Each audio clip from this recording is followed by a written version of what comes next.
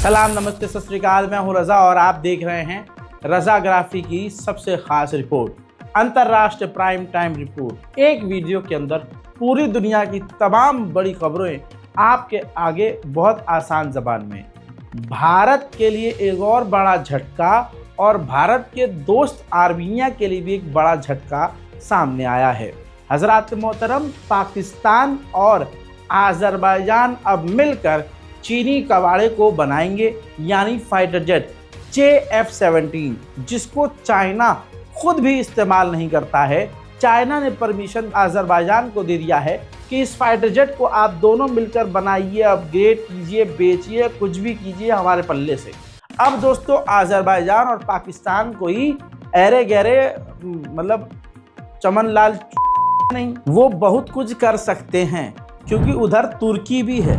तुर्की fighter jet बनाने में बहुत आगे निकल रहा है और पूरी दुनिया में उसके ड्रोनों का रौला चल रहा है। ऐसे में आज़रबाईजान और आर्मीनिया एक दूसरे से भिड़ते हैं। अगर आज़रबाईजान JF-17 को मिलकर बना लेता है तो वो फाइटर जेट आज़रबाईजान के पड़ोसी आर्मीनिया के लिए अच्छे साबित नहीं होंगे। पाकिस्तानी होटल अमेरिका के न्यूयॉर्क में था। उसने अमेरिका की गवर्नमेंट से डील की थी कि इलीगल माइग्रेंट्स को आप हमारे यहाँ रखिए, और उसके बदले वो मोटा पैसा अमेरिका की गवर्नमेंट से लेता था। डोनाल्ड ट्रंप की सरकार ने उस डील को रद्द कर दिया, जो कि $220 मिलियन की डील थी। उसे डोनाल्ड ट्रंप ने बंद कर दिया, डील कैंसिल कर दिया और वो होटल बंद हो गया। एक बार फिर से मोदी के लिए सख्त इम्तिहान का वक्त है। यूरोपीय यूनियन की जो लीडर हैं वो भारत आने वाली हैं और वो मांग करेंगी कि हम सारा यूरोप मिलकर रूस पर प्रतिबंध लगाने की तैयारी कर रहा है, जिसमें आप भी हमारा साथ दीजिएगा। उधर अमेरिका के शिकागो में एक बड़ा हादसा होते होते रह गया। तस्वीर देखिए, एक पैसेंजर विमान जो लैंडिंग कर चुका था, जमीन को टच कर चुका था, लेकिन अचानक से एक प्राइवेट जेट रनवे के बिल्कुल ठीक सामने आ गया, जिसके बाद समझदारी पायलट ने दिखाई और तुरंत उस पैसेंजर विमान को दोबारा से उड़ा लिया है। अब जांच इसकी शुरू हो चुकी है। हजरात मोहतरम, 22 खास बांग्लादेशी लोग जो हैं चाइना पहुंचे हैं, जिसमें बांग्लादेशी पत्रकार, बांग्लादेशी एक्टिविस्ट, सिविल सोसाइटी के कुछ लीडर्स, कुछ नेता जो कि चाइना पहुंचे हैं और चीन के साथ कई अहम मुद्दों पर बातचीत चल रही है। बांग्लादेश पाकिस्तान और चीन के बेहद करीब हो रहा है, जो भारत के लिए अच्छी खबर नहीं है। बांग्लादेश में जिसकी अब सरकार बनी है, यूनुस की जो सरकार बनी है, वो ऐसे नहीं बनी है। बांग्लादेश में छात्र संगठन एक ग्रुप था। उन छात्रों ने पूरे देश में क्रांति लाने का काम किया और कुछ खास चेहरे थे, उन्होंने सरकार गिराई और यूनुस के हाथ में सरकार दे दी और शेख हसीना को वहाँ से भागना पड़ गया। अब यूनुस सरकार के लिए बड़ा झटका ये है कि न जाने बांग्लादेश में क्या हुआ, लेकिन उन तमाम छात्र संगठन में काम करने वाले मेन विद्यार्थियों के चेहरों ने, जो इस सरकार को गिराने में सबसे आगे थे, उन्होंने यूनुस सरकार का साथ छोड़ दिया है और अपने पद से इस्तीफा दे दिया है। भारत में मुसलमानों को मोदी सरकार पीट रही है, RSS मरवा रही है, लेकिन तकलीफ इनको बांग्लादेश के हिंदुओं के लिए है।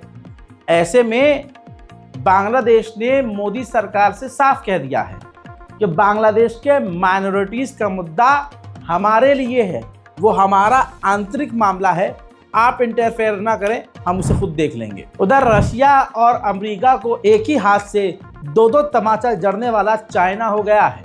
पहले अमेरिका ने ऐलान किया कि हम अपना 50% जो डिफेंस बजट है वो हम कम कर देंगे। इसके बाद रूस ने कहा कि अगर अमेरिका ने ये काम कर दिया तो हम भी अपना 50% जो रक्षा बजट है उसको कम कर देंगे। इसके बाद दोनों ने चाइना से कहा कि भाई साहब आप क्या करोगे, तो चाइना ने कहा कि भाई जो तुम्हें करना करो, हम अपना रक्षा बजट कम नहीं करेंगे। अफ्रीका का देश है एक कॉन्गो, वहां पर 48 घंटे में 53 लोग मारे गए हैं और अब तक संख्या बढ़ चुकी होगी। अजीबोगरीब बीमारी से अचानक से बच्चे मारे जा रहे हैं, लगभग 53। कोई बीमारी फैल गई है। WHO ने इन्वेस्टिगेट करके जानकारी दी है कि वहाँ एक किसी बच्चे ने चमगादड़ खा लिया था, जिसके बाद उस बच्चे से बीमारी लोगों में फैल गई और 53 लोग मारे गए हैं। बर्तानिया के डिफेंस मिनिस्टर ने ऐलान किया है कि 2027 तक हम अपना रक्षा बजट 2.5% से ज्यादा बढ़ा देंगे। So starting today, I can announce this government will begin the biggest sustained increase in defence spending since the end of the Cold War. We will deliver our commitment to spend 2.5% of GDP on defence, but we will bring it forward so that we reach that level in 2027. And we will maintain that for the rest of this Parliament. हमारा वाला जब गया था Trump के सामने, तो Trump के मुंह में जो आ रहा था ट्रम्प बके जा रहा था और हमारा वाला हे बस हंसे जा रहा था। कुछ समझ में आया तब ना, तो हंसने के अलावा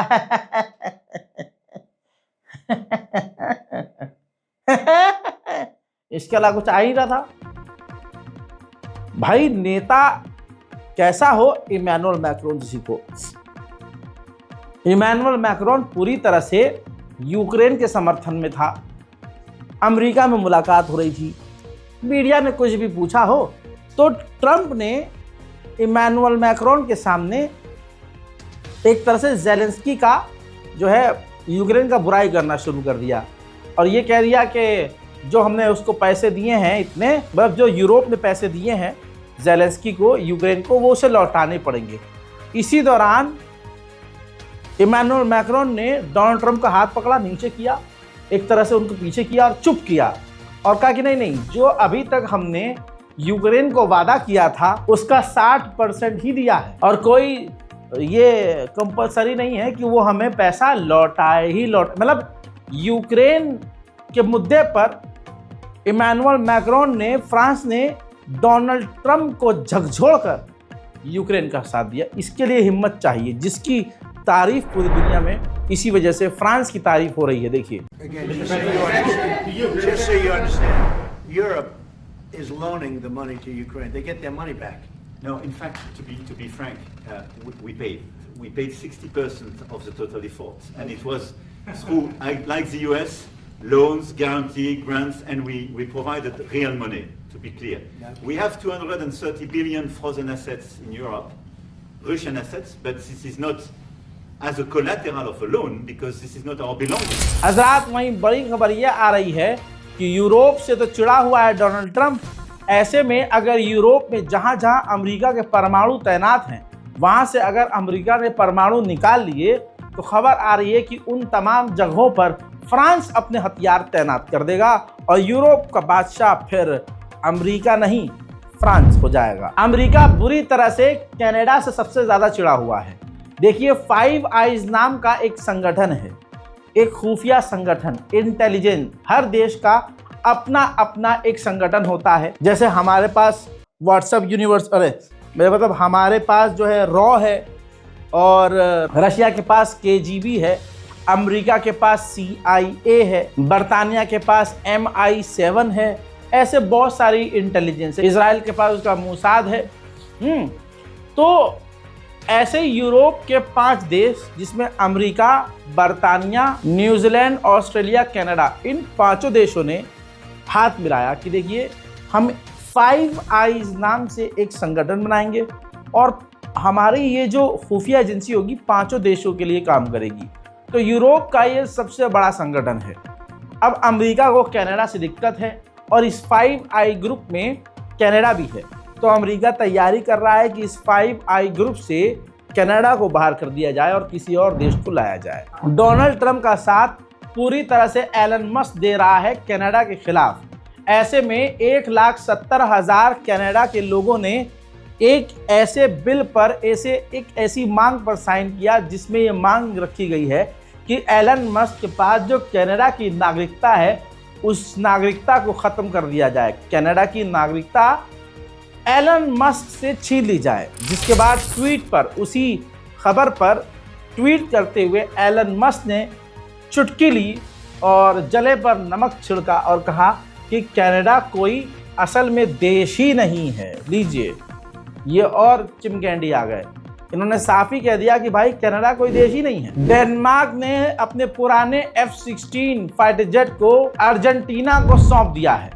तस्वीर आपके सामने, बिल्कुल चमका के, धुलाई करवा के, पुताई करवा के अर्जेंटीना को लगभग कहा जा रहा है 24 F-16 फाइटर जेट डेनमार्क ने सौंप दिए हैं। सवाल यह है कि डेनमार्क क्या चलाएगा अब? डेनमार्क अमेरिका के F-35 का अब इस्तेमाल करेगा। उधर दोस्तों अचानक से एक बड़ी खबर आई कि भारतीय सेना इस वक्त बॉर्डर के इलाकों में एक्टिव है और मिलिट्री एक्सरसाइज कर रही है।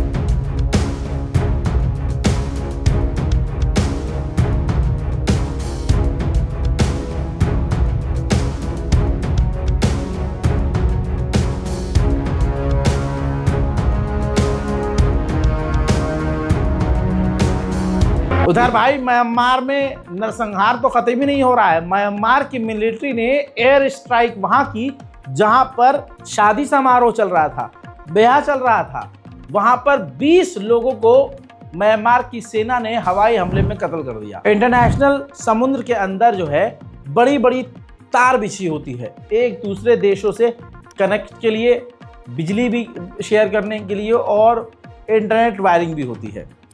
तो ऐसे में ये तस्वीर देखिए, ताइवान की कम्युनिकेशन केबल जो है कट गई। जिस शिप से कटी वो एक बड़ा सा टैंकर था, जो आपको बड़ा सा समुद्री जहाज दिख रहा है, ये चाइना का एक ऑयल टैंकर था।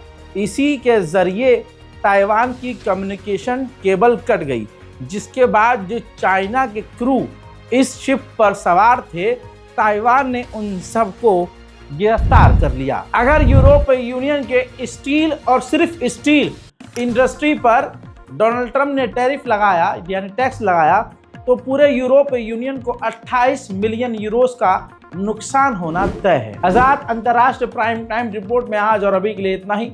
ज़्यादा से ज़्यादा इस रिपोर्ट को शेयर कीजिए, अपनी दुआओं में मुझे याद रखिए। जय हिंद।